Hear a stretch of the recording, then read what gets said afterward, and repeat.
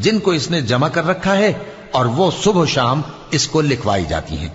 کہہ دو کہ اس کو اس نے اتارا ہے جو آسمانوں اور زمین کی پوشیدہ باتوں کو جانتا ہے، بے شک وہ بخشنے والا ہے، مہربان ہے۔ اور کہتے ہیں یہ کیسا پیغمبر ہے کہ کھانا کھاتا ہے اور بازاروں میں چلتا پھرتا ہے، اس پر کوئی فرشتہ کیوں نازل نہیں کیا گیا کہ اس کے ساتھ خبردار کرنے کو رہتا، یا اس کی طرف آسمان سے خزانہ اتارا جاتا، یا اس کا کوئی باغ ہوتا کہ اس میں سے کھایا کرتا۔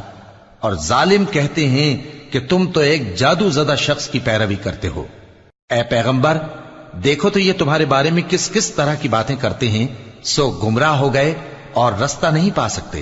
وہ اللہ بہت بابرکت ہے جو اگر چاہے تو تمہارے لیے اس سے بہتر چیزیں بنا دے، یعنی باغات جن کے نیچے نہریں بہ رہی ہوں، نیز تمہارے لیے محل بنا دے۔ بلکہ یہ تو قیامت ہی کو جھٹلاتی ہیں، اور ہم نے قیامت کے جھٹلانے والوں کے